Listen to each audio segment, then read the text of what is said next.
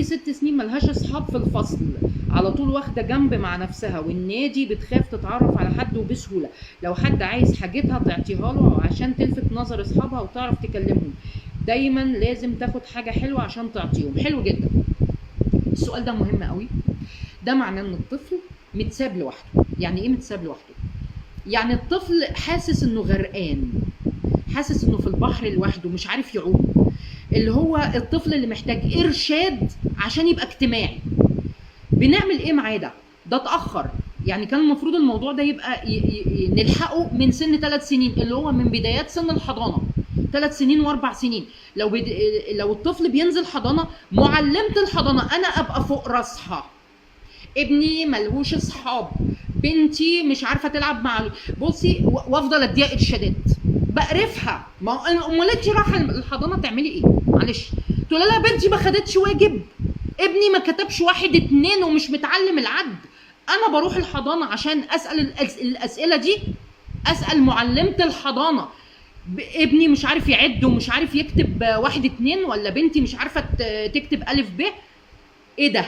ايه ده بجد؟ يعني انا عندي بنتي عندها مشكله اجتماعيه، سايبه الدنيا خربانه ومركزه قوي مع الميس، حفظيها الفاتحه. مش هرد، انا بجد مش هرد. من واجبات معلمه الروضه ان هي تعمل علاقه بين الاطفال، ماشي؟ ودي من الحاجات المنسيه، الحاجات المتجاهله، الحاجات اللي هي ايه، بقت دلوقتي خيال علمي. اللي هو انا اروح لمعلمه الحضانه اقول لك الكلمتين دول لو سمحتي خلي بنتي تصاحب اصحابها، او اجمعيهم في لعبه جماعيه كده، هتبص لك كده من فوق لتحت وتسكت وتدور وشها وتقول ايه الوليه المجنونه اللي جايه لي دي؟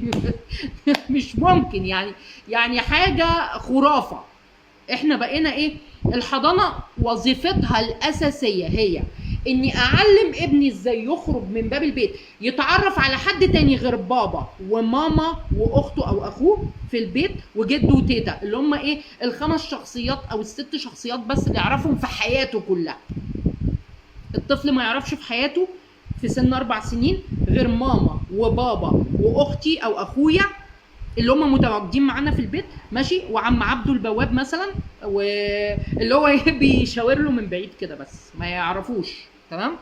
وجد وتيتا اللي بنروح لهم كل اسبوع، ده اذا رحنا، ده اذا رحنا اصلا، تمام؟ يبقى ايه؟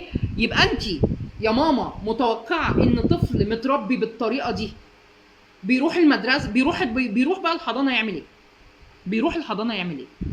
بيروح الحضانه قاعد في كرسي، معلمه الحضانه بتزعق، ملهاش شغلانه غير انها اسكت يا واد، اسكت يا بت، واسمعوا وهنقرا قران وهنذاكر على السبوره، وانت تكتب وانت تكتبي، واعملوا الواجب واعملوا الشيتات ولونوا في كتاب المدرسه والكلام ده.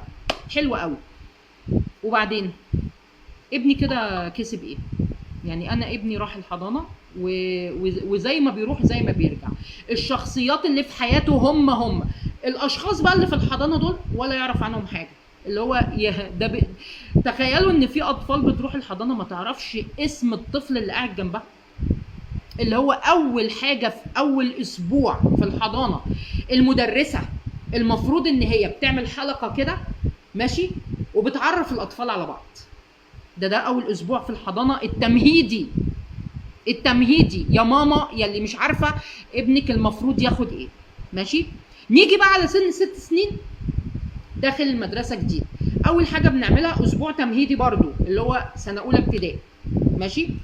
بنعرف الاطفال على بعض، اللي هو ما ينفعش اب اصلا يبقى بيقضي في المدرسه او في الحضانه 6 7 ساعات اكتر من بيقضيهم في البيت، والولد مش عارف اي حاجه هناك، اللي هو مفيش ألفة، مفيش ألفة يا جماعه.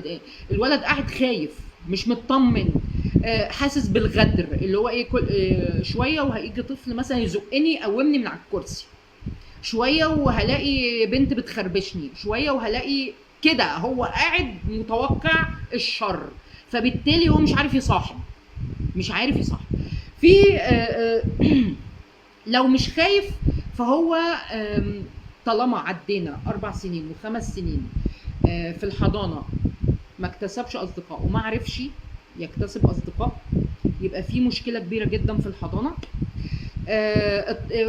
الام ما انتبهتش من بدري، الا بقى لو طفل اول مره ينزل المدرسه، وده عادي يعني برضو على فكره، بس لازم بقى انبه على مدرسه الفصل، تمام، ان هي تنتبه لهذا الامر. طبعا هي مش فاضيه، هي مش فاضيه هي عايزه تخلص الكلمتين لحسن المفتش هيدخل عليها يثبتها ويشوف هي شرحت ولا ما شرحتش، فخدوا بالكم.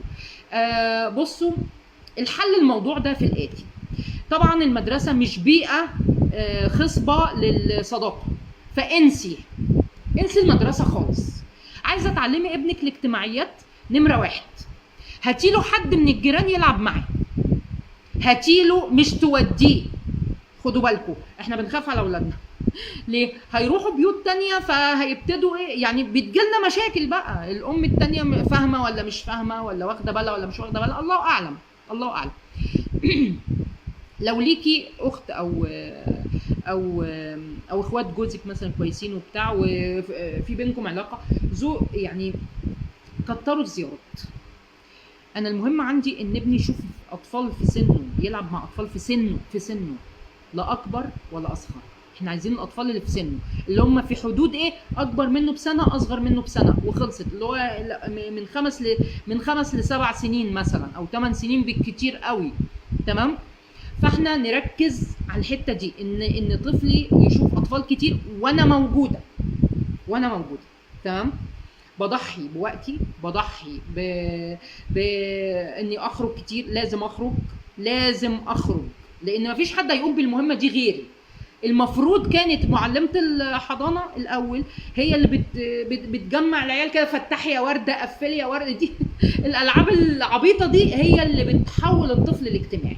لكن للاسف طبعا مفيش وقت دلوقتي، هي بتسيبهم في الجاردن يقعدوا يتزحلقوا ويتمرجحوا ويزقوا بعض وعياله، وتلاقي عيل طالع فوق الزحليقه كده وقاعد لهم كلهم ماشي يا ابني اوعى عشان اتزحلق، لا مفيش، انا قاعد، ما حدش هيتزحلق هنا ماشي. بشوف انا الكلام ده حاجه جميله يعني. ومعلمه الحضانه طبعا دي فسحتها، فبالتالي واقفه في الجاردن تراقب الاطفال علشان ما حدش يتعور، وماسكه الموبايل في ايدها تبص شويه والموبايل شويه تبص انما اجمع العيال في لعبه، اقول للعيال تعالوا نمسك ايدينا في ايدين بعض، طب تعالوا نعمل كوبري ونعدي من تحتيه، طب تعالوا نعمل نطة الانجليز فاكرينها بتاعت زمان ده، طب تعالوا نعمل عربيه الفول يا جماعه. مفيش الكلام ده، مفيش، تمام. فطبيعي جدا ان طفل او طفله ما يبقاش اجتماعي في المدرسه، لان المدرسه ما بقتش بيئه للاجتماعيات، ما بقتش بيئه للصداقه، ما بقتش بيئه صالحه اصلا للعلاقات الاجتماعيه. ده اذا تقبل المعلمه فهو مش هيتقبل الاطفال، لان المعلمه عماله تزعق طول النهار، فهو متوتر، هو مش عارف يركز يعني صاحب مين ولا مين. فما تستعجبوش قوي لما تلاقوا الطفل معترض على المدرسه ومش عايز يروح، ما تستعجبوش قوي لما تلاقوا الطفل رافض الحضانه وكمان بيجيله اعراض مرضيه، مغص، حراره، انا تعبان، انا بكح، مش قادر، مش عايز اروح الحضانه. ليه؟ مكان مقرف بالنسبه له. يعني انت راقبي المكان اللي بيروح فيه ابنك وبيقضي فيه 5-6 ساعات. ابنك قاعد مرتاح ولا مش مرتاح؟ ابنك قاعد خايف ولا مبسوط؟ ما هو انا مش ممكن اودي ابني في مكان وهو قاعد مستني العصايه تنزل على دماغه، او مستني المدرسه اللي ضربت زميله افتحوا ايديكم كلكم هناخد عقاب جماعي، اللي هو يعني قدروا مشاعر الاطفال. الطفل له نظره وله مشاعر، اللي هو ايه، انا بفهم يا جماعه يعني. الولد برضو له نظره، اللي هو ايه، المكان ده امن ولا مش امن، المكان ده مخيف ولا مش مخيف. مش ممكن تقعدي ابنك في مكان هو مش مرتاح فيه وترجعي تقولي اصل هو مش اجتماعي. لا، هو مش اجتماعي، هو خايف، هو قاعد في مكان خايف. فانتي علشان تخلي ابنك اجتماعي هتعملي ايه؟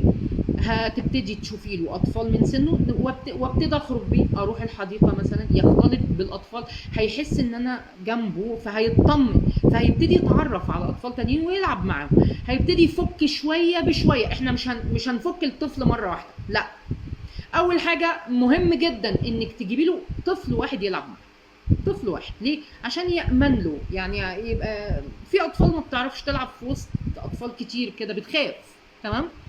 فابتدي واحده واحده، ماشي، وعوديه على الاطفال. ما تبقيش انت محبوسه 3 اسابيع في البيت ومنتظره ان ابنك يبقى اجتماعي. هيبقى اجتماعي منين هو بيشوف عيال؟